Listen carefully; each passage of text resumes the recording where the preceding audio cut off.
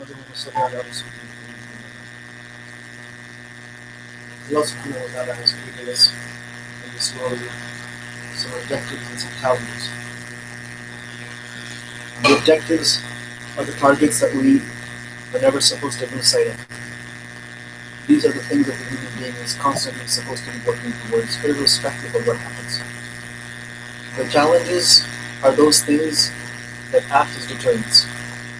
Sometimes they stop him altogether, sometimes they distract him, sometimes they confuse him, and sometimes they're just there to slow him down. Our responsibility, our duty, our imperative is that we overcome these challenges, these obstacles, deterrents, distractions, and we stay focused on the target, on the goal. The ultimate objective is to gain the pleasure of Allah subhanahu wa ta'ala by His obedience. This is the ultimate goal. There is no other objective for which you and I have been created. Now it seems very simple, but what about the things that try to stop us? So the Quran is a very practical book. Islam is a very practical religion. It doesn't ignore realities. It doesn't tell you to pretend that something is not there. Instead, it teaches you how to deal with the things that are there, how to deal with realities, how to grapple with them, how to grasp them, how to get around them if you have to, how to avoid them if necessary, how to defeat them when possible. So one of those deterrents, one of those challenges that has been placed by Allah subhanahu wa ta'ala in this universe is Iblis, Shaytan. Iblis is from the jinns. The story of Iblis and Adam alayhi salam is well known. Iblis made some commitments. He made some commitments that were based on doing whatever it takes to distract, to detract, to stop, slow down this human being at any level and at every level possible.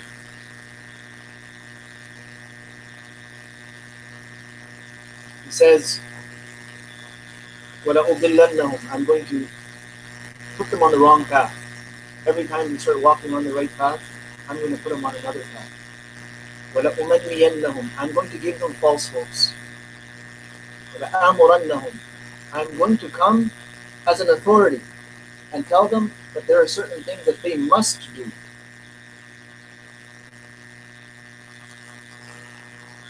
ثُمَّ لَآتِيَنَّهُمْ مِنْ بَيْنِ أَيْدِيهِمْ وَمِنْ خَلْفِهِمْ وَعَنْ أَيْمَانِهِمْ وَعَنْ شَمَائِلِهِمْ, I'm going to sit there right on that straight path that they're going to try to walk. ثُمَّ لَأَقْعُدَنَّ لَهُمْ صِرَاطَكَ الْمُسْتَقِيمَ, I'll be right there on the straight path.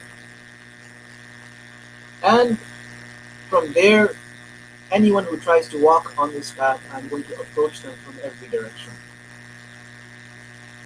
In front of them, behind them, from the right and the left. I'm going to come from all directions. In other words, I'm going to deploy a very broad set of tricks, deceptions, and plans and plots to get this person to do what you don't want him to do. And somehow get them away from that objective that you have created them for.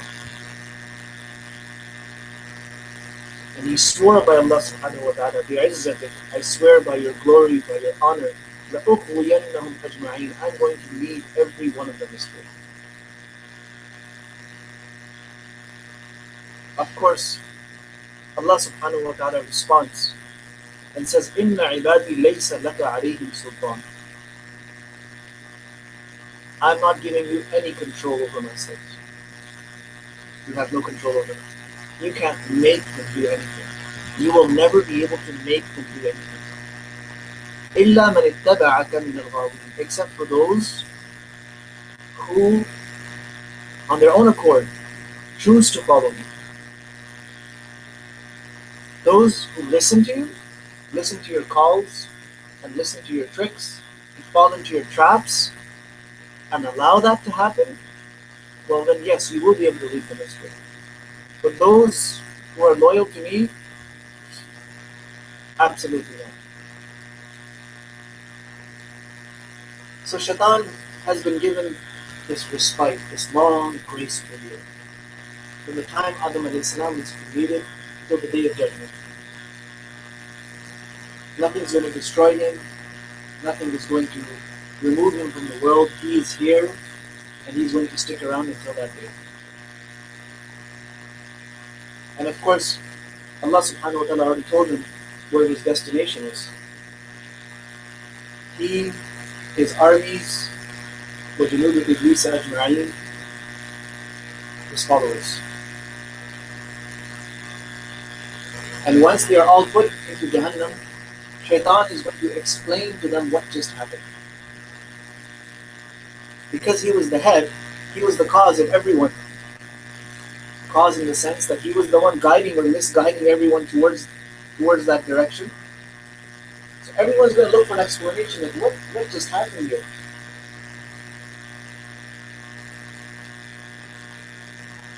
So once the people destined for Jahannam are all gathered there, Shaytan is going to give a lecture, he's going to give a talk. وقال الشيطان لما قضي الأمر إن الله وعدكم وعد الحق ووعدتكم فأخلفتكم. Look people, Allah subhanahu wa ta'ala made some promises. Today you have seen every one of those promises come true. فَمَنْ يَعْمَلْ مِثْقَالَ ذَرَّةٍ خَيْرًا يَرَهُ وَمَنْ يَعْمَلْ مِثْقَالَ ذَرَّةٍ شَرًّا يَرَهُ. Allah told you, you're going to see the results of every single deed. Allah subhanahu wa ta'ala showed him the right path, and Allah subhanahu wa ta'ala showed him that is the wrong path, don't follow it. All the warnings were given, the encouragement was given, incentives were given, everything was done, everything was explained. And every promise of Allah today you have seen it come true. وَوَعَدْتُكُمْ, but I also made some promises. And today you have seen with your own eyes that every one of those promises was a lie. The promise of enjoyment after committing a sin, where did that enjoyment go? The promise of happiness if you just compromise a few things. The promise of peace if you just attain those extra worldly things. The promise of respect if you just please so-and-so and so-and-so. I made many promises. At every step of your life I was there promising you. The promise of failure if you don't devote more of your energy to this dunya. The promise of dissatisfaction and grief and sorrow if you don't do certain things that I wanted you to do. The promise of regret if you went ahead and did those charitable acts. Every one of those promises was a lie. But you know what? Did I force you to do any of those things? Was I there holding your hand, making you do those things, making you commit those things, making you kill those people, making you cause that trouble? Was I holding your tongue, making you utter those things that you shouldn't have said? I had no power over you. I had no control over you. إِلَّا أَنْ دَعَوْتُكُمْ. I called you towards those things. That's all I could do. I called you in my own way. I was convincing. I was always on your case. I was getting in your mind, in your head. I had access. But I could not make you do anything. At the end, you had your own volition, your own choice, your own power and strength to choose, to make the right choice. You exercise the other option.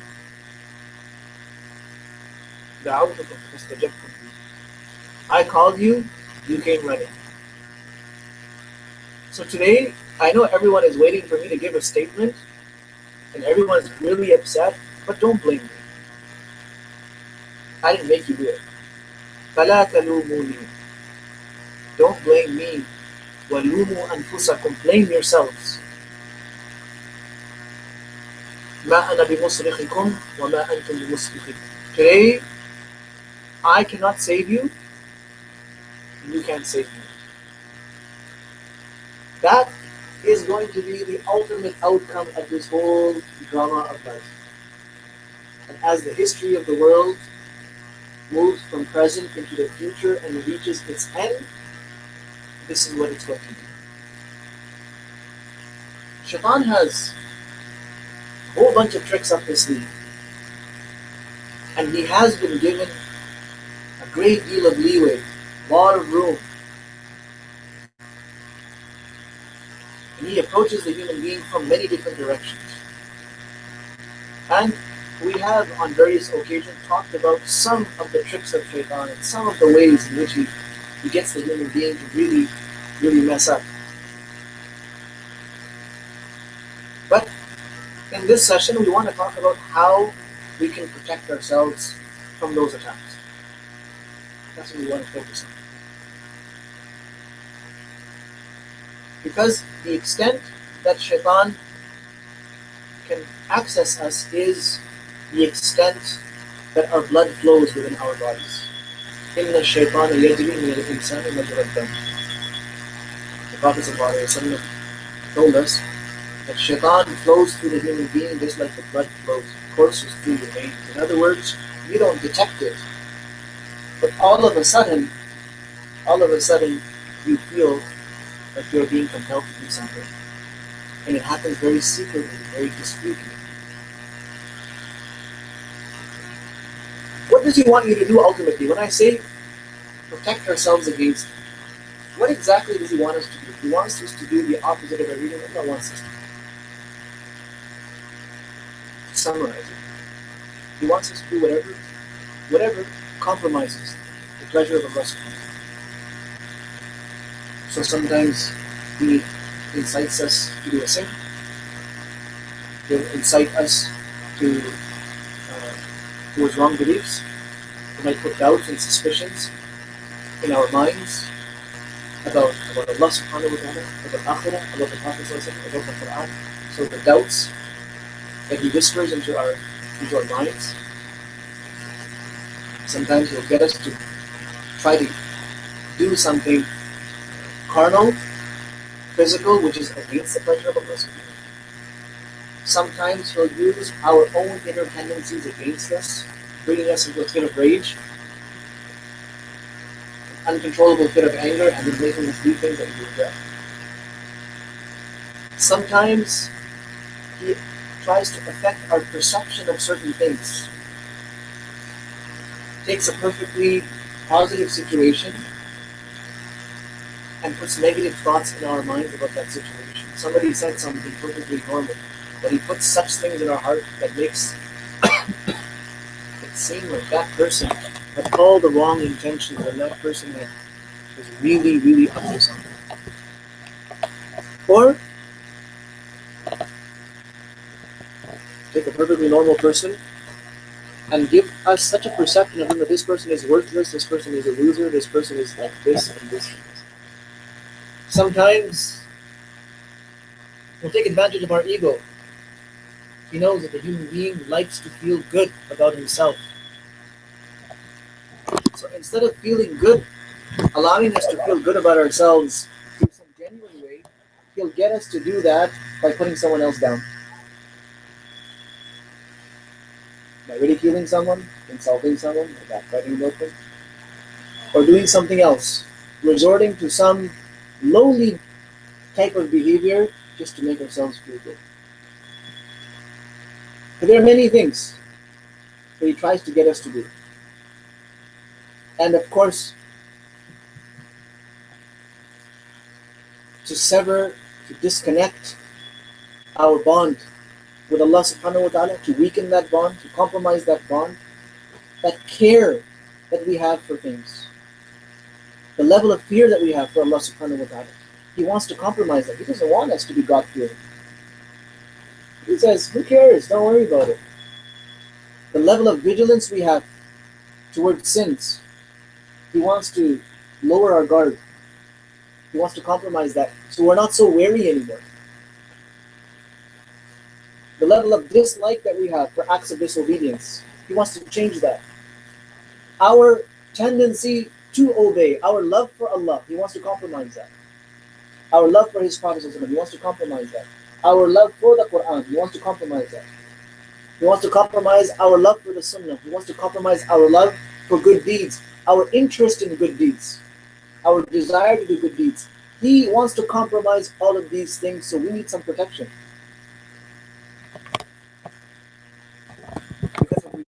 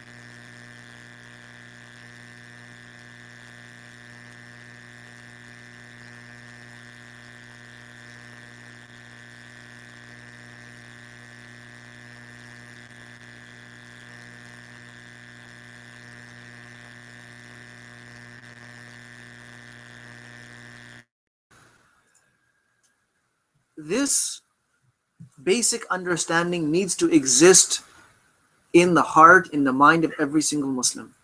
Because without this, Shaitan will get you to do just about anything and make you feel that it is the right thing to do. Once you have your understanding, now Shaitan will come and start trying to put in your mind a thought that compromises that understanding. An excuse, perhaps. It's okay. For you, it's okay if you do that. For you, it's an exception. After all, we live in the West.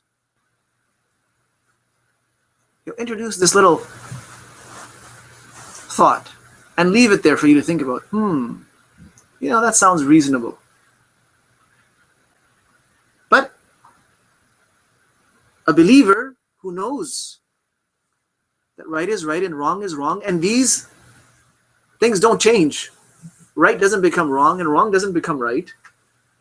What Allah has made halal is going to stay halal. What Allah has made haram is going to stay haram. If you need a clarification, you go to someone of an authority, get the clarification. Once the clarification is made, that's it. After that, وَإِمَّا يَنْزَغَ مِنَ الشَّيْطَانِ يَنْزَغَنَّكَ مِنَ الشَّيْطَانِ نَزْغٌ. If Shaitan tries to poke you,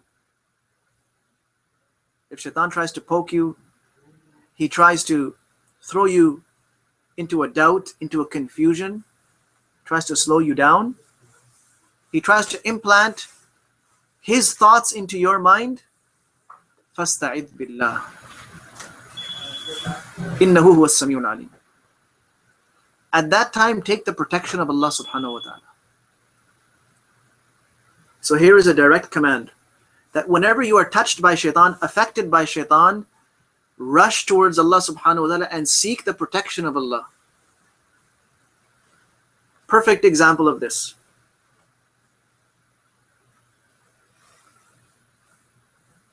Yusuf alayhi salatu wasalam is put in a very difficult situation where he is being seduced by the wife of his master. There is no one around. And she has locked all the doors. She's locked all the doors. He has no way out. And she seduces him. She approaches him. What did Yusuf alayhi salam do at that time? The first thing he said was, Ma'adallah.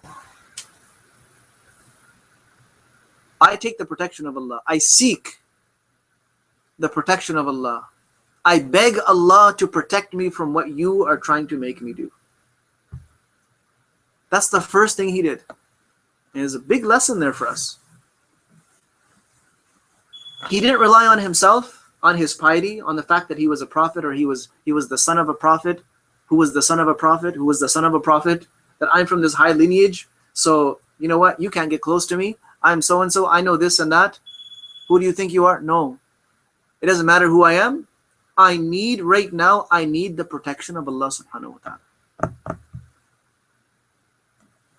So whenever an inclination to do something wrong comes, instead of trying to engage with the inclination, instead of trying to tussle with shaitan, flee from shaitan and run towards Allah subhanahu wa ta'ala and say, oh Allah, you save me from this. And no one can save me other than you. Do it with your mind, with your heart, and do it physically. Yusuf alayhi salam said it with his tongue. It was obviously in his mind and in his heart. And what did he physically start doing? He ran. He ran for those doors knowing that they're locked. And behind these doors, these locked doors, there's another set of locked doors. And behind those, there's another set of locked doors. And there are 7 sets of locked doors. But he asked Allah for his protection and did whatever was in his power to get out of that situation. And at that time, the only thing he could do was run towards the door, even if it's locked. I've asked Allah to save me. I'm not relying on myself or on my strength to break those doors. I'm trusting Him. I'm begging Him to get me out of this situation. And Allah did. As he ran towards the doors, each door started opening one by one, until he made it all the way outside.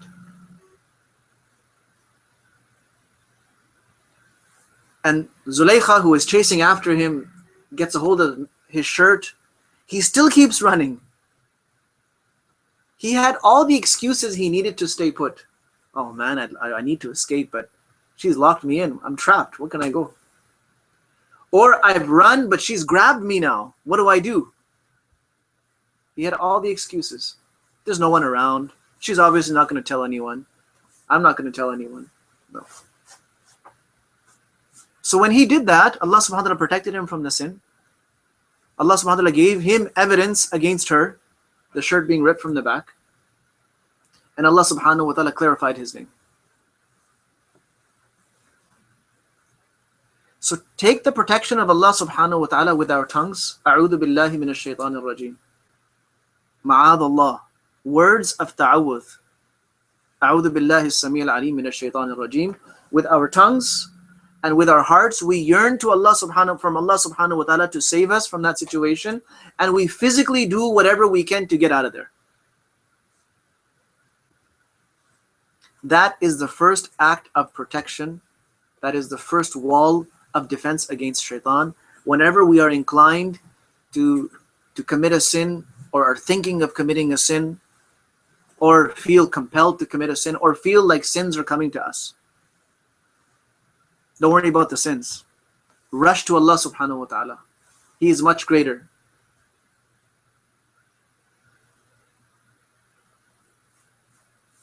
One of the scholars gave an example that when your neighbor's dog starts barking at you, you can sit there and tell the dog to shut up and yell back at it.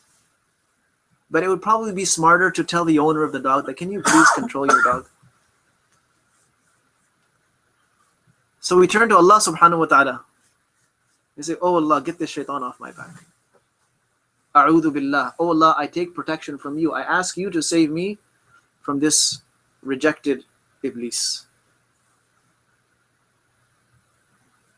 Don't sit there trying to argue with the dog. He's a dog.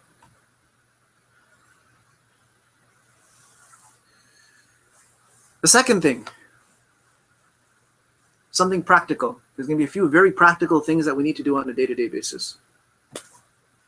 There are certain things in the Quran that if we recite them regularly, Allah subhanahu wa ta'ala will protect us to a great extent from the attacks of shaitan.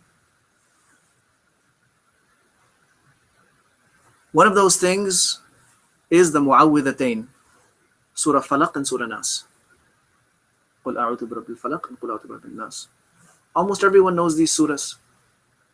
These surahs are extremely powerful. They were revealed when the Prophet ﷺ was inflicted with sihr, with magic. Someone cast a spell on him, he became extremely ill. And he was affected at many levels. And in that state, he just kept on making dua. Aisha radiallahu anha reports, it's a long hadith, that the Prophet ﷺ just engaged in dua and he begged Allah and begged him and begged him and begged him. And then at one point he fell asleep. And when he got up, he told Aisha radiallahu anha that Allah subhanahu wa ta'ala has revealed everything to him. Who did it, how they did it, and where that spell has been cast, and how to get out of it. Allah subhanahu wa ta'ala revealed to him these two surahs. And when Surah Falaq and Surah Nas were revealed, the Prophet ﷺ declared to his companions that such surahs have been revealed that were not revealed to any prophet before me. They were not revealed in any divine scripture before me. Before this, the Prophet ﷺ used to generally ask Allah to protect him from Shaytan and protect him from the evil eyes of people. But once these surahs were revealed, he ﷺ would always refer to these surahs and use them to even protect himself. So if the Prophet of Allah ﷺ is taking protection in Allah subhanahu wa ta'ala by using these surahs, so that makes these surahs something very powerful for us, normal people, weak people, to turn to. So we should never discard the tilawat of these surahs.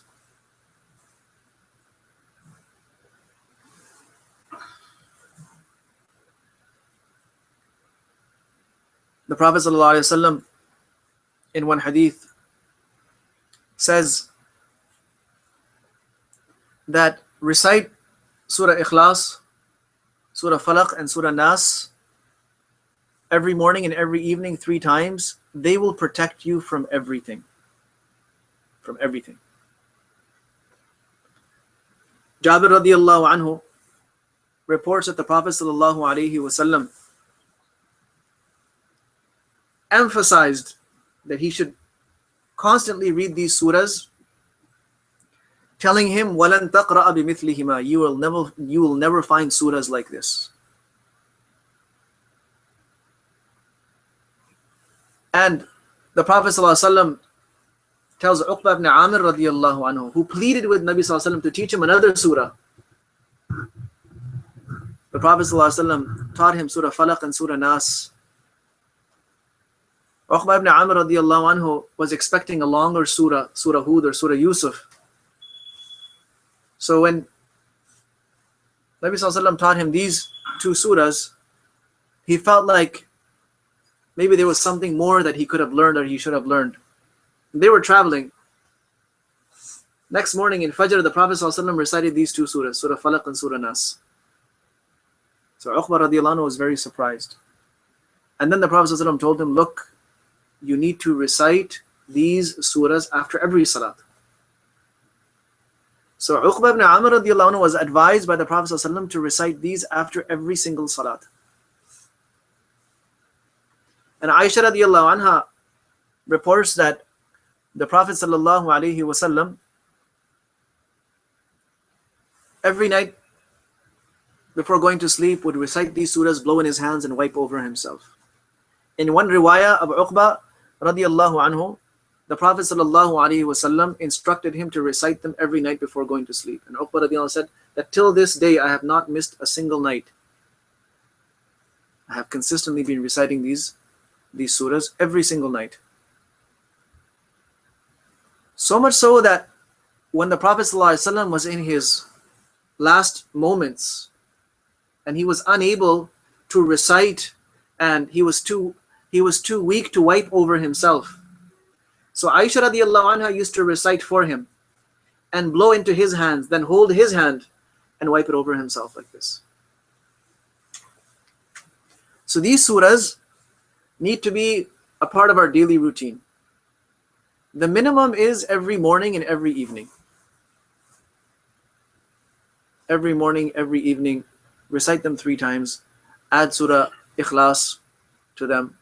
So you recite Qul Huwallahu Ahad 3 times, Qul A'udhu Birabbil Falaq 3 times, Qul A'udhu Birabbin Nas 3 times. And then blow on yourself.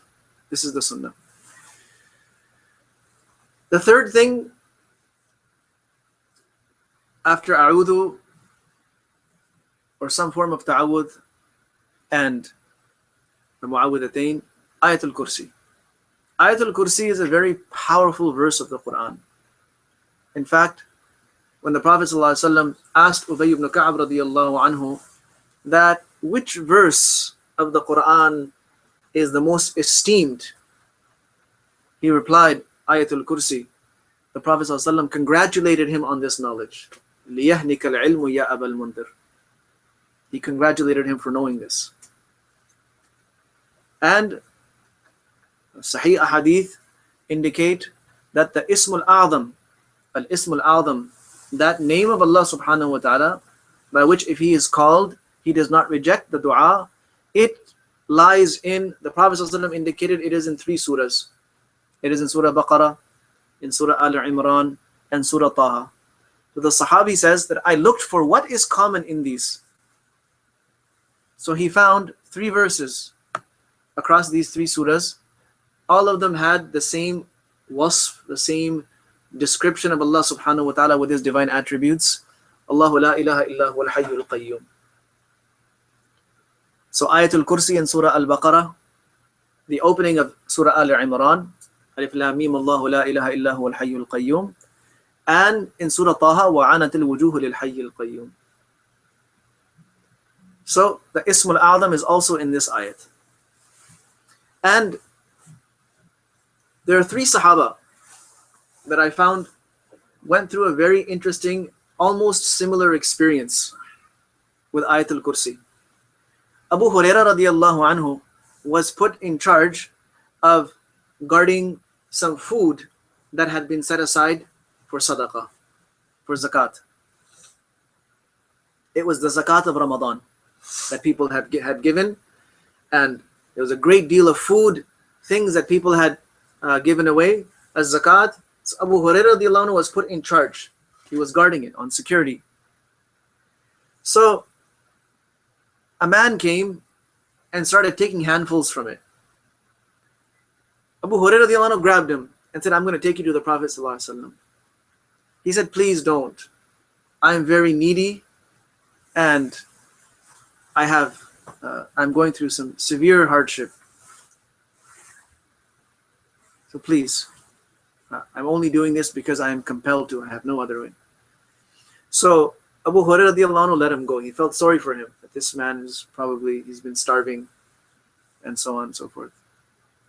The next morning, the Prophet ﷺ himself asked Abu Hurairah, so Abu Hurairah, what happened with your captive last night? The guy that you caught. So Abu Hurairah replied, O Prophet of Allah, he seemed like he was really, really needy, starving, impoverished. So I just let him go. Nabi Sallallahu Alaihi Wasallam said, he lied and he will be back. So Abu Hurairah said, I knew, of course, he's going to be back. So the next night, there is that man again. He's trying to sneak and take some handfuls of food. Abu Hurairah catches him. He said, this time I'm going to take you. So again, he begged, he pleaded. He said, look, I'm only doing this because I have no other choice. I've tried. And I'm in a very, very dire state. Please don't do this to me. So again, Abu Hurairah radiyallahu anhu had pity on him. He let him go. Next morning, the Prophet ﷺ asked him, so Abu Hurairah, what happened with your captive? He said, oh Prophet of Allah, same thing. he was so convincing of his need, of his being impoverished, that I believed him. I felt sorry for him. I let him go. That he lied and he's going to be back. Now, Abu Hurairah knows, of course, he's going to be back. And there he is the 3rd night. He's back. Abu Hurairah catches him and he says, this time I don't care what you tell me, I'm not letting you go. I've given you 2 chances and you just keep coming back. He said that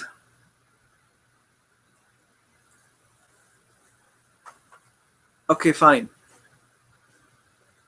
How about we come to an agreement?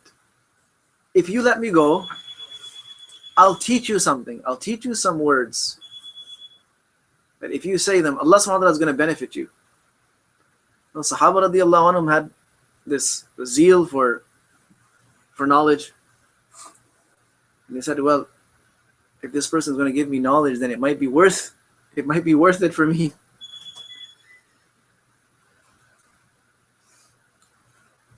So he said, okay, fine, what is it? He said, when you go to bed, before you go to sleep, recite Ayatul Kursi. From the beginning of the ayat to the end of the ayat. If you do that, Allah subhanahu wa ta'ala is going to depute someone to protect you all night. And no shaitan can come close to you until the morning. He said, well, that is really something. That is something very beneficial. So Abu Hurairah radiallahu anhu released him.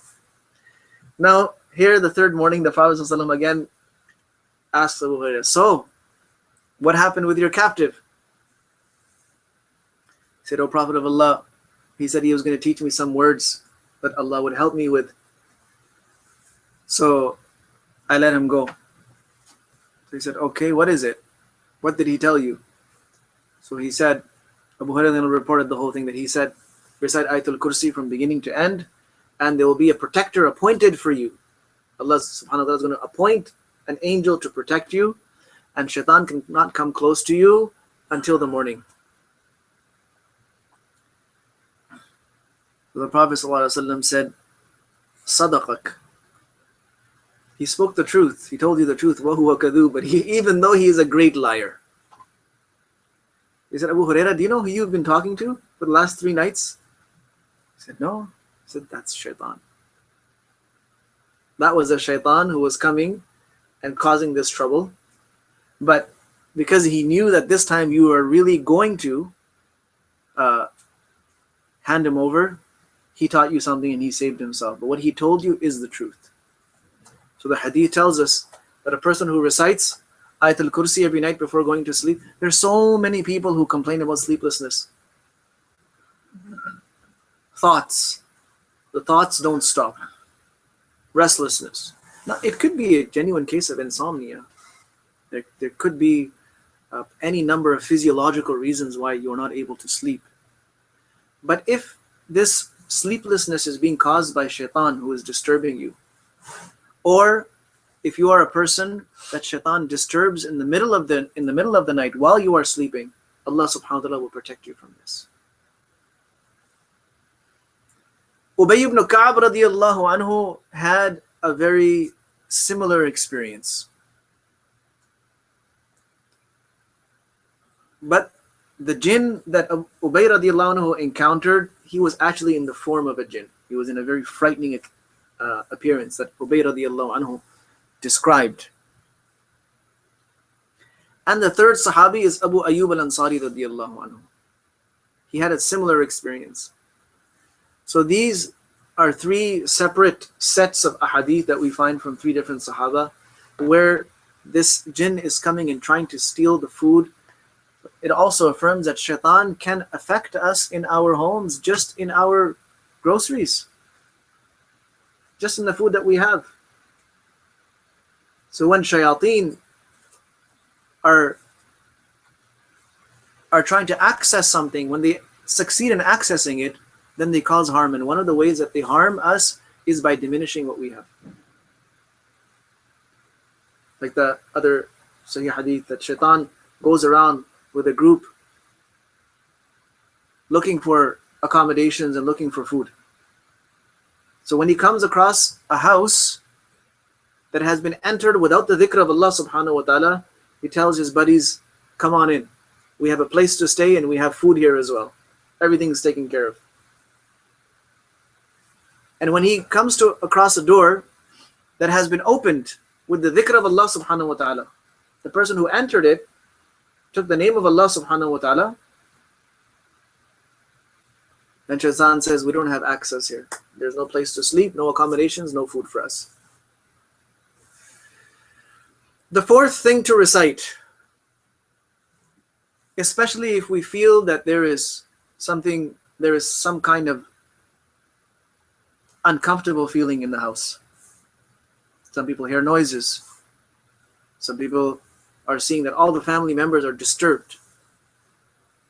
Or when people enter the house, there's a constant state of tension, conflict. Or there are other things that don't have any apparent and obvious explanation. So the Prophet ﷺ has taught us to recite Surah Al-Baqarah, the whole surah. And he has taught us in Sahih Hadith that the house that Surah Baqarah is recited in becomes free from Shayateen. Shaitan cannot come into that house. Shaitan cannot take that as a place of residence.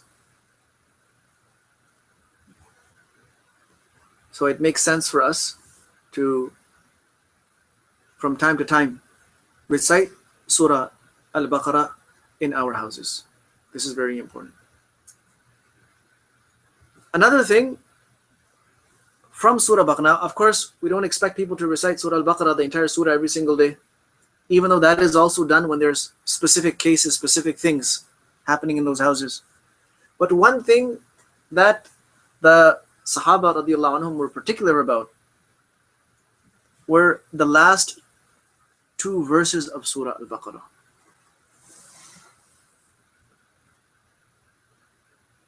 This is very important. The Prophet ﷺ says, whoever recites these last two verses of Surah Al-Baqarah to the end of the surah, kafatahu, they will suffice him for everything. So we should make it a habit. In fact, Sahaba radiallahu anhum used to say that we didn't think that there was any household of the Muslims, that there was any home of the Muslims in which these two verses were not recited before going to sleep by every member of the house. We didn't think that there was any Muslim around that would neglect this.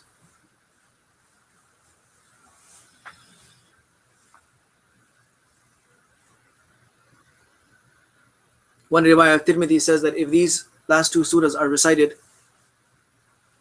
for 3 nights consecutively in a house by the residents of that house, whatever shayateen are there will be expelled. They will leave. So that's another thing to be punctual about reading. Another important thing to recite the first verse of Surah Al-Mu'min. The first verse of Surah Al-Mu'min.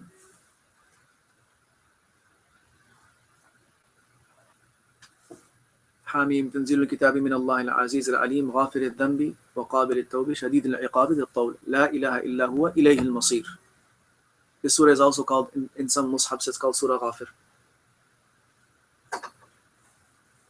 Reciting this, the hadith of Tirmidhi says that a person who recites these verses along with Ayatul Kursi, recites them in the evening, they'll be protected till morning. Recites them in the morning, they'll be protected till evening.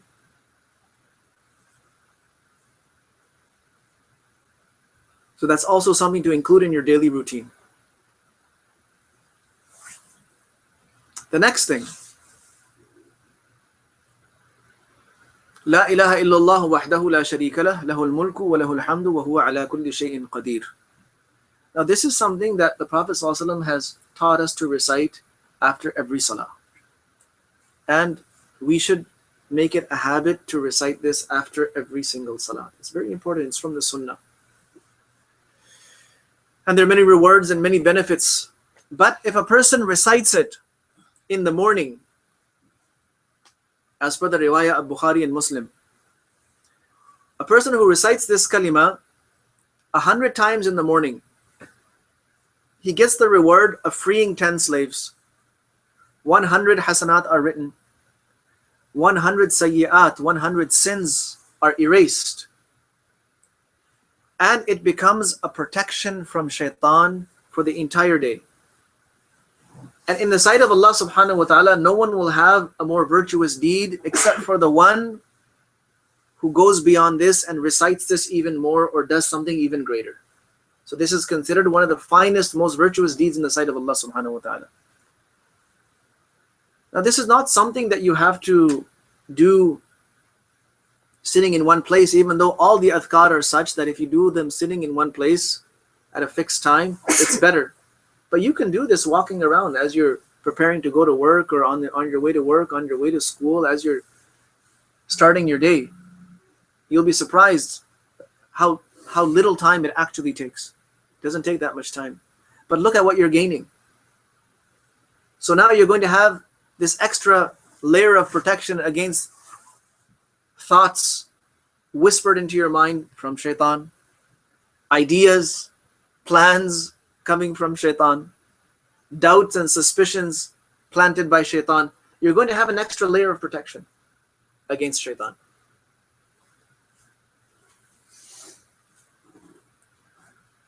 Generally speaking, aside from these things that we have mentioned, generally speaking, the dhikr of Allah subhanahu wa ta'ala is a fortress against Shaytan and the attacks of Shaytan. The example given in the hadith of Tirmidhi of the dhikr of Allah is like someone who is being chased, pursued by the enemy, and he finds this massive fort. He runs inside the fort and the gates are shut and the enemy has no access to it. This is like the person who is being chased around by Shaitan, like all of us are. All of us are being followed around by Shaitan. And Shaitan is trying to get him to say something, do something, think something, plan something. And the person is exposed. And this enemy is going to keep on pursuing him, keep on hunting him down, chasing him down, until he tires him out. And just then you find this fortress, and you are sealed and protected inside it, and this enemy cannot access you. That fortress is the dhikr of Allah subhanahu wa ta'ala. La yazalu lisanuka ratban bi dhikrillah.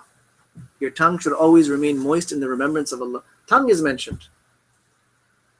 So there are 3 levels of dhikr. One level where the tongue and the heart are both engaged. And then there is a level where the heart is engaged even though the tongue may be silent.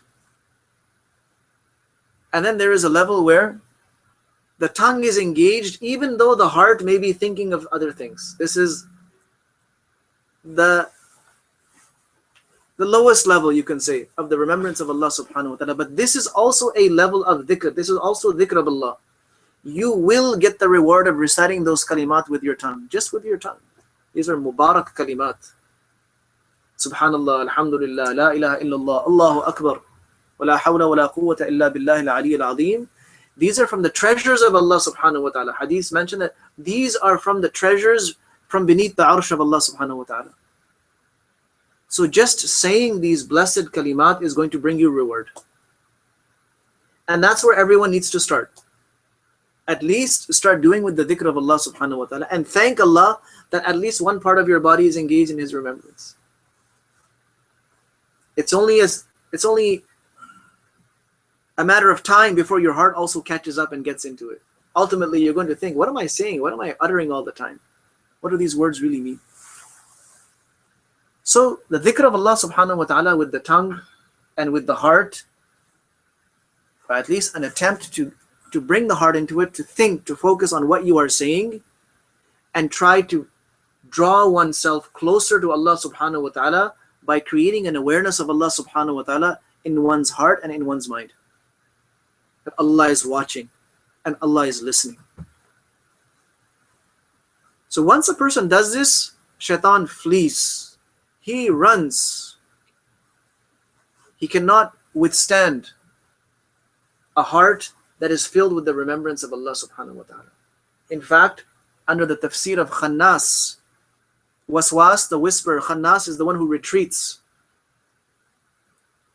That the example of Shaitan is like, like a bug, something like a mosquito that has its stinger, placed over the heart, and it's just there stinging over and over again. But when a person does the dhikr of Allah subhanahu wa ta'ala, it's like someone just flooded that, they slap that fly away.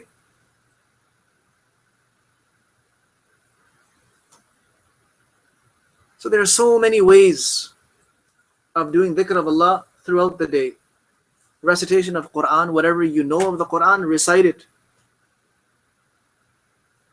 The kalimat taught to us by the Prophet ﷺ. like this one that I just read. Istighfar. Astaghfirullah Rabbi min kulli dhanbi wa atubu ilayh. One Sahabi says that I noted the Prophet ﷺ making istighfar 100 times with these words, Rabbi ighfirli wa tub alayya innaka anta at-tawwabur rahim. 100 times in just one sitting, as he was sitting doing other things. But as soon as he found a pause, as soon as he found an instant, he would be saying this, Rabbi ighfirli wa tub alayya innaka anta at-tawwabur rahim.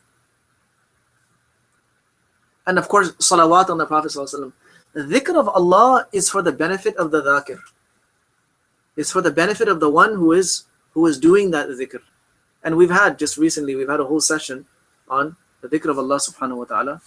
But the main thing is that treat this dhikr of Allah as a protection. When you're engaged in the remembrance of Allah, it's going to be difficult for you to think of sins. It's going to be difficult for you to plan to do something wrong, incorrect. So treat this dhikr of Allah subhanahu wa ta'ala as something that you really, really need, something that you rely on to get you through your day. And then you will see, time will come, that the dhikr of Allah, doing dhikr of Allah subhanahu wa ta'ala will become your habit, it will become your nature. And the dhikr of Allah is one form of ibadah that will remain even in akhirah. There's no salat in Jannah. There's no fasting, zakat, hajj in Jannah. But there is dhikr of Allah. The Sahih Hadith says, يُلْهَمُونَ التَّسْبِيحِ كَمَا تُلْهَمُونَ النَّفَسِ. They will be doing the dhikr of Allah, praising and glorifying Allah subhanahu wa ta'ala, almost subconsciously, just like you breathe subconsciously. You don't think about your breathing or your breathing pattern or the frequency of the breaths that you're taking. You're just doing it. Like this will be the dhikr of the people of Jannah. They'll be doing it without even thinking about it. Tilawat of Quran. Every Muslim needs to make the tilawat of Quran a part of their daily routine. Just tilawat, for the sake of tilawat. Never underestimate the importance of just reciting the Quran, even without understanding. Understanding it is something very important as well. You need to take out time for that. But as a form of dhikr of Allah, make sure there is some part of the Quran that you are reciting every single day. Sahaba used to go to the Prophet ﷺ and get him to approve an amount for them. And once he approved an amount for them, an amount of daily recitation, they would stick to that right till their last day in this world. No matter how sick they would be, no matter what was going on, that's it. They would stick to it. So every Muslim should have a schedule, an itinerary of ibadah, a nisab, as we say, of ibadah that they are fulfilling every single day.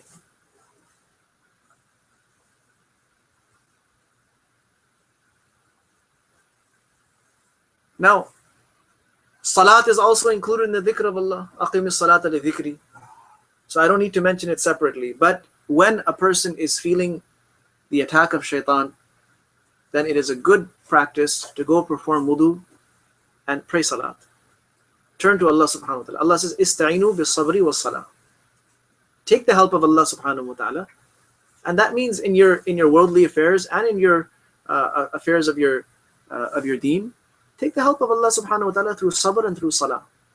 Sabr is the strength, the ability to withstand, to remain firm and not fall victim to the efforts of shaitan. And salah, actually go and pray.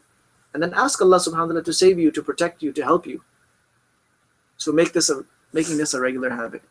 But aside from salah, staying in a state of wudu is extremely helpful against the attacks of shaitan. Shaitan is more likely to plant thoughts in the minds of those people who are not in a state of tahara, and is less likely to plant thoughts into the minds of those who are in a state of tahara. Because when a person is in a state of wudu, first of all, they've just gotten some of their sins shed. Their minor sins are washed away. Angels start coming close to them, because angels come towards that which is pure. and angels move away from that which is impure. A person who is used to being in a state of impurity, they're not attracting angels, they're repelling angels. So staying clean, generally speaking, staying clean, tahara of the body, tahara of the clothes is extremely important. And najasa is going to attract shayateen. The Prophet ﷺ told us, "Inna hadhihi al-hushusha muhtadara." Washrooms, places where people relieve themselves, they are frequently filled with shayateen. That's why we recite this dua, Allahumma inni a'udhu bika min al-khubuthi wal-khaba'ith. I take the protection of Allah subhanahu wa ta'ala from the wicked male and female jinns. So why do we say that? Because they're hanging around there, because it's najas. There's filth there. So that's what they gravitate towards. But if a person keeps himself in a state of tahara, so if your tahara breaks, do your best to refresh your tahara and stay in a state of wudu as much as possible.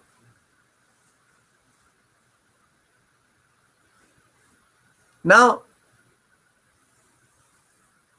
the last point. And this is ultimately where a person's objectives in life are put to the test. There are certain things that we need to avoid in life. There are certain things we need to avoid in life. They will help us avoid shaitan as well. But if we don't avoid these things, then we can only blame ourselves for also becoming greater victims of shaitan. So there are some acts that when you do them, shaitan leverages that act. It might be a small or momentary act, but shaitan leverages it for something much, much greater.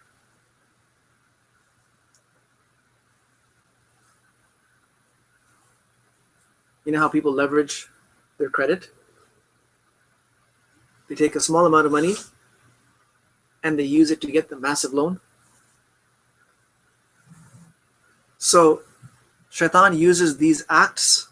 They appear to be insignificant, but he leverages them in a very, very powerful way.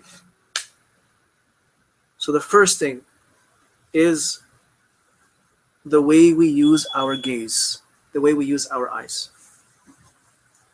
It might seem like something insignificant, but it is in fact very, very significant. And we've had talks specifically on this. Maybe sometime in the near future we'll have another talk just on this subject.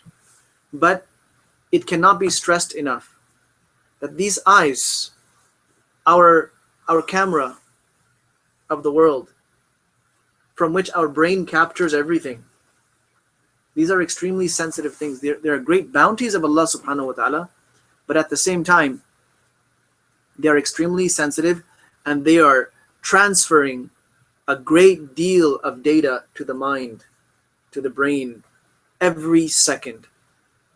There are billions of processes that are taking place. Those processes are not just empty electrochemical impulses. It's all being translated into data, into information, and it's all having an effect and impact on us. So you can't look at something wrong and then expect to think about things that are right. Don't look at bad things and expect to have good thoughts. It's not going to happen. You look at bad things, you're going to have bad thoughts. Even if you look at good things in a bad way, you're going to have bad thoughts. So don't look at things that you don't need to be looking at. Sometimes it starts out as something that is perfectly innocent, but then it grows to something that is not so innocent. There is no doubt that every time we misuse our eyes, we are polluting and corrupting our hearts. We're contaminating our hearts. So we have to be extremely selective now at what we look at and what we don't look at. We choose. We have to be able to choose. I will look at that. I choose not to look at that. Easier said than done. in a time when we're bombarded with images all around us. We have image producing devices with us all the time. Extremely challenging. But that's the thing. If you want to use the technology, then you have to be prepared to use it with discipline. If this technology becomes a source, becomes a cause of Allah's wrath befalling me, then what good is it? It's of no good at all. The Prophet ﷺ tells us, لَعَنَ اللَّهُ النَّاظِرَ وَالْمَنْظُورَ إِلَيْهِ. Allah is cursing the one who is looking and the one who is exposing themselves so that they can be looked at. The one who is displaying themselves. Allah is cursing them as well. So we need to be extremely cautious about the way we use our gaze. Some of the thoughts and inclinations in people that they feel are pushing them towards sin, it's just because they have been misusing their gaze over an extended period of time. So something to be extremely careful about, and we need to discipline ourselves. Second thing is we need to control our tongues, what we speak about. We've had some very lengthy sessions and detailed sessions on this, on speech. And we've covered a few types of speech that are extremely harmful, extremely detrimental, like backbiting, like spreading rumors. But there are many other misuses of the tongue, lying. And if nothing else, just needless talk. Talk that has no benefit, no point. Just talking for the sake of talking. So that is what Shaytan will use to get you to say something that you really shouldn't have said. You'll start off by saying something neutral, but he'll get you to say something that you really should not have said. So we have to become more disciplined with the usage of our tongues. That hadith of the Prophet ﷺ from Mu'adh radiyallahu anhu, هَلْ يَكُبُّ النَّاسِ عَلَى مَنَاخِرِهِمْ فِي جَهَنَّمْ إِلَّا حَصَائِدُ أَلْسِنَتِهِمْ. What else is going to throw people face first, nose first into Jahannam other than the crops they have reaped, the crops they have planted with their own tongues? And it's different. The misuse of the tongue is going to vary from person to person. Not every profile of a person, of people, is going to be making the same mistakes with their tongues. Look, the Prophet ﷺ tells the Sahabiyat that, look, you should be giving a lot of sadaqah, a lot of charity. Because I have seen that most of the dwellers of Jahannam are women. So the Sahabiyat were shocked. They said, "O Prophet of Allah, why? Why are there more of us there?" So he gave two reasons. تُكْثِرْنَا اللَّعَنْ وَتَكْفُرْنَا الْعَشِيرِ. Because you are prone to cursing with your tongues. Very quickly you curse. You curse things, you curse people, sometimes you curse your own children. You curse your own fate. You curse your house. Anything that gets you frustrated, you're prone to cursing it, to damning it. So that's something that they need to be more careful of. And the other thing is takfurna al-ashir. You are ungrateful to your husbands. So these two things are going to get you guys into trouble. So be careful. For a man of a particular field, it's going to be another type of misuse. For an elderly person, it's going to be another type of misuse. For a young person, it's going to be another type of misuse. So Shaitan knows how to tackle everyone based on their profile. But useless talk, which we consider to be harmless, is sometimes what gets the most out of us, or gets the best of us, or the worst of us, because it is from there that we start moving on to other subjects, other topics, and it gets worse and worse and worse.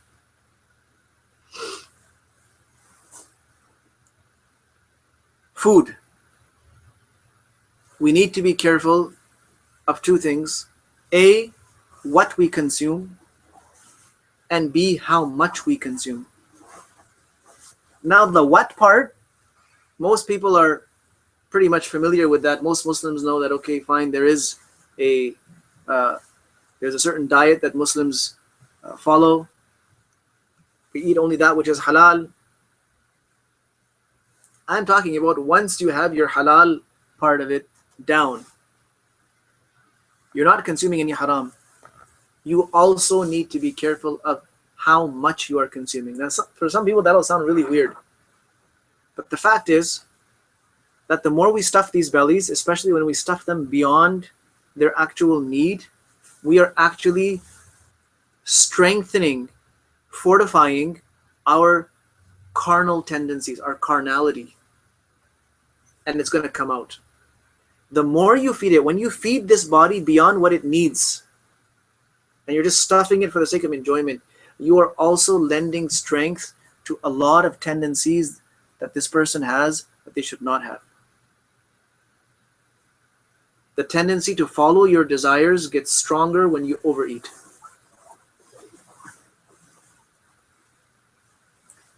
Imam Ghazali rahimahullah has written a detailed breakdown of this. We'll talk about it some other time.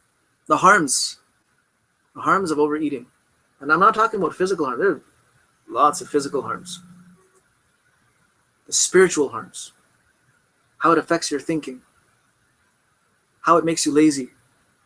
How it makes you intolerant.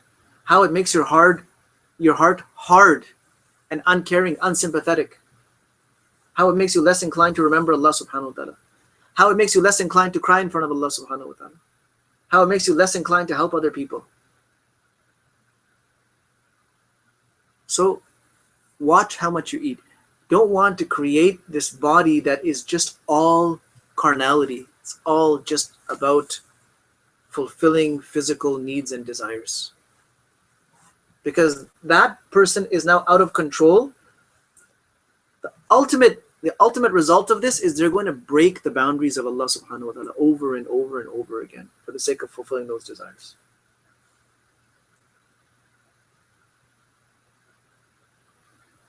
So being disciplined in using our gaze,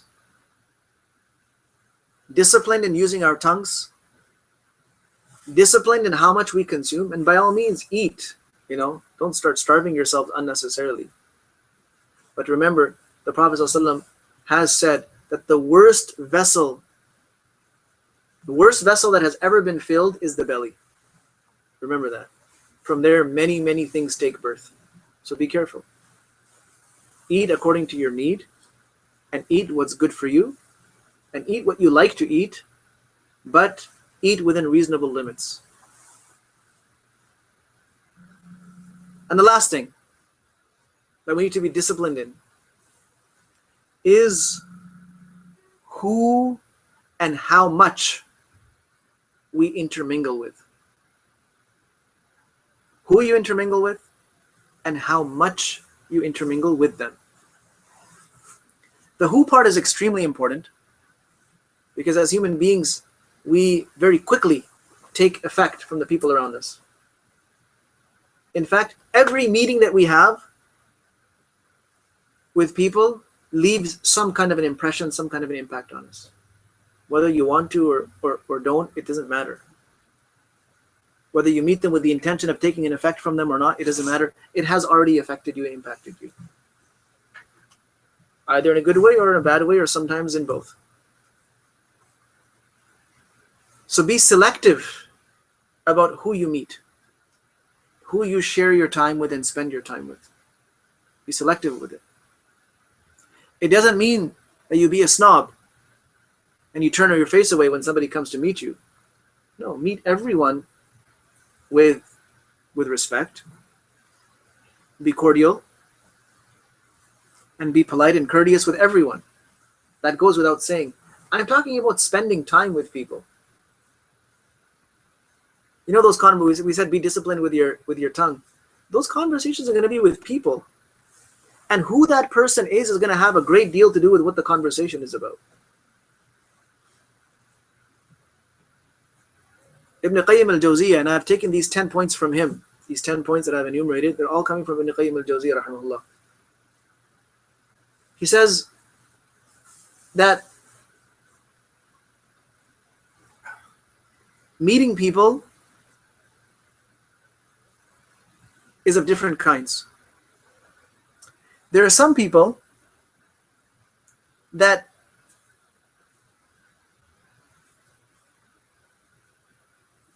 meeting them is just as crucial as it is to eat. Meeting them is like nourishment, it's like food. Without it, you're going to die. There are some people that it is that important to stay connected with. These are the pious people. These are the people of knowledge. Their knowledge becomes a source of life for us.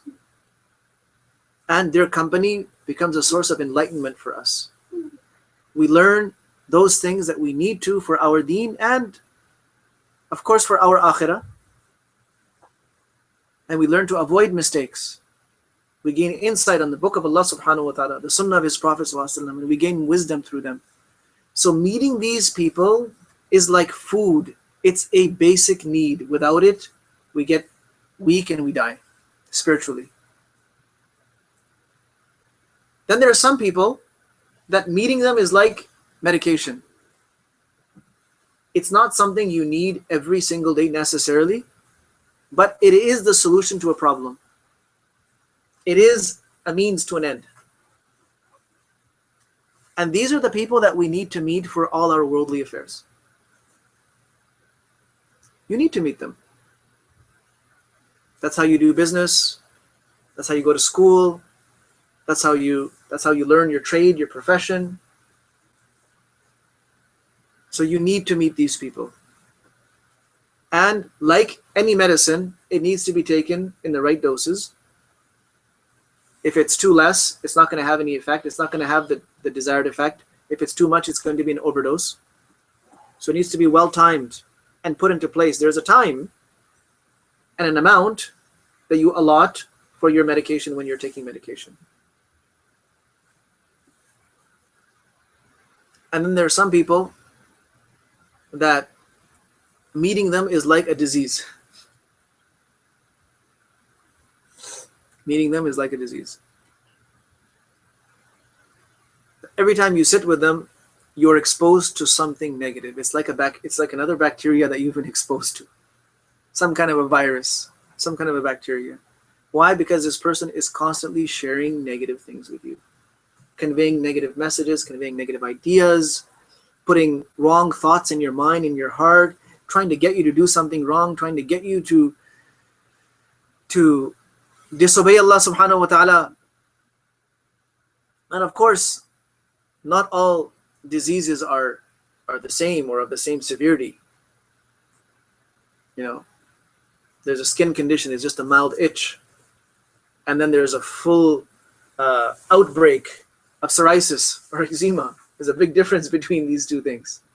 There's a mild flu, and then there's tuberculosis that is going to cause death. So there are some people that are affecting you negatively in some way, to some degree. You need to avoid these people. It's that simple. If they're your family members, then by all means, treat them like family members, give them respect, give them love, don't cut relations with them. But when it comes down to who you share your time with, whose company you choose to take and keep, these people should not be on that list. It's that simple. It's a disease, it's a bug, it's going to affect you in some way or another. It's going to plant some thought in your mind, it's going to give you some idea, it's going to get you at least thinking about something wrong.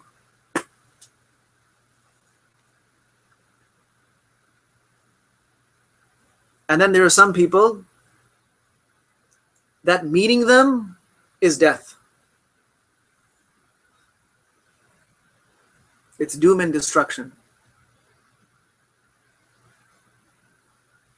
And subhanAllah, Ibn Qayyim al-Jawziyya rahimahullah classifies these people as the worst type of people that are around. And he says these are those people that will never let you be. Every time you start doing something or saying something good, they're going to object to it and completely derail you. And he gives very specific examples. You start talking about sunnah, and they say, oh yeah, you're Wahhabi now, huh?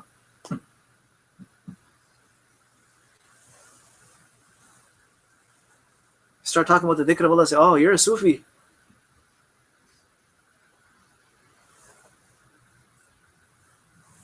You start talking about following an imam or a qawl of an imam, oh brother, man, you're gone. You've left the sunnah. These are those people who will not let you be. And nothing that they're telling you is helping you in your deen. It's just confusing you and it's making you fed up. These are people who are constantly frustrating you in life.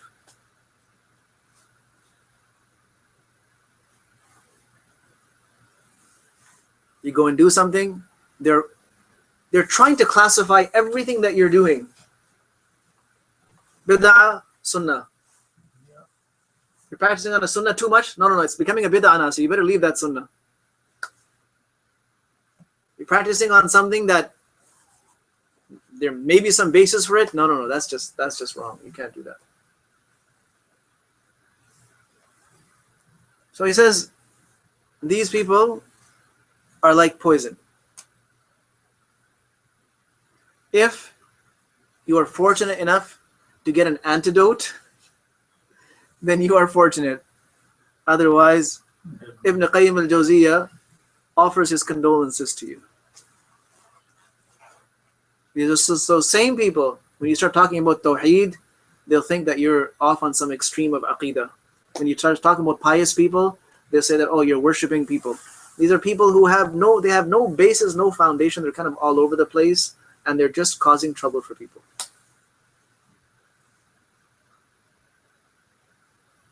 You start devoting more time to ibadah, they say, oh, you're becoming a rahib. This is a rahbaniyah, you're becoming a monk. And like this. They will not let you be in any state. The problem is there are many people like this. So what you need to do is you need to be selective about who you share your time with. It's not about being rude. It's not about being arrogant or being judgmental. But you, as a Muslim, like I said in the beginning, you have some objectives in life. You need to go out and fulfill those objectives. And the things, experiences, and people around you will either help you or they will deter you. You need to make that judgment call. So,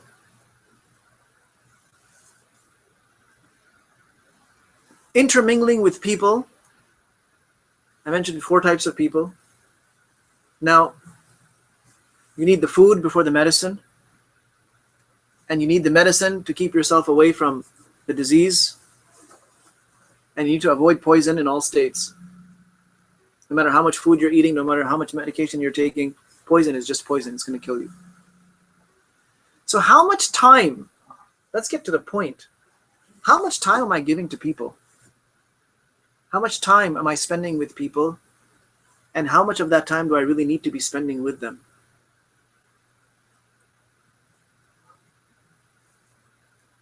Imam Shafi'i rahimahullah says that if you cut yourself off from people altogether, it's going to result in enmities. People are going to start hating you. They're going to start developing all kinds of thoughts about you. If you stop meeting, you cut yourself off altogether. Unless, of course, it's for a very, very good reason. And if you meet people too much, it's going to result in a lot of baggage around you. People that you don't need around you are going to be clouding up and taking up your space, the space around you. They're going to be taking up your mind. They're going to be occupying your time. So he says it's better to strike a balance based on your needs and your life. Strike a balance. One scholar says, لِقَاءُ النَّاسِ لَا يُفِيدُ شَيْئًا سوى الهذيان من قيل وقال فأقلل من لقاء الناس إلا بأخذ العلم أو إصلاح حالي. Meeting people He says it has no benefit. Except for what? Just useless talk. Qeel wa qahal. He said, she said. Did you hear this? Did you hear about that? Oh yeah, I read this, I read that, I heard this, I heard that. Okay, what's the outcome? What's the benefit of that? Nothing. So he says, reduce meeting people except for people that you turn to gain knowledge, or people that you turn to help you build yourself in some way. These are the people you should meet. You sit with them, you benefit from them in some way, in some tangible way. And beyond that, you know what? Life is too short. Social media could be a great thing, but many great thinkers around the world are asking, was this such a great idea to begin with? Was this really such a great idea? Because it's made people so scattered that they are now devoting time away from the people they need to be giving time to people that they don't really need to be giving time to or attention to. You're bombarded with this exposure to all kinds of people, and you're sharing your time. When you're reading their posts, basically you're sharing your time with them to hear what they have to say. That's what they have to say. Unfortunately, a lot of what people have to say today in social media isn't all that interesting. It isn't all that great. And yes, is it compromising the way we use our gaze? What we're looking at, what we're listening to, what we ourselves are passing on? Using your tongue is not limited to just your physical tongue. It's also your keystrokes. It's also what you're typing, what you're posting, what you're sharing. So, Shaytan, protection from Shaytan, it's going to take a lot more than just disliking Shaytan. It's going to take a lot more than just saying that Shaytan is bad, he's evil. Allah says, Inna shaytana lakum aduwwun fattakhiduhu aduwwa. He is your enemy, so treat him like one. He's your sworn enemy. Aduwwun mubin. He's an open enemy. So treat him like an enemy. And when someone's an enemy, look at how one country treats an enemy country. There is no compromise. You don't allow their spies to come into your country. You don't allow your secrets to be leaked out. You don't allow anyone from there to enter into your land, over your airspace, to share your waters. You cut off ties. You place embargoes on them. You place sanctions on them to keep them limited and restricted. You form alliances and coalitions against them. That's how you treat an enemy. So how are we really treating Shaitan? It should not be that with our tongues we declare him as an enemy, but we have at the same time many small partnerships going on with him. So these are some things that we can use to our advantage. May Allah subhanahu wa ta'ala protect all of us from the attacks and the effects of Shaitan, and grant us the ability to use these forms of protection so that we can complete our time here in this world having fulfilled the objectives for which Allah subhanahu wa ta'ala has sent us. Wa akhiru da'wana alhamdulillahi rabbil alameen. Wa sallallahu wa sallama wa baraka ala nabiyyina Muhammad wa ala alihi wa ashabihi ajma'in.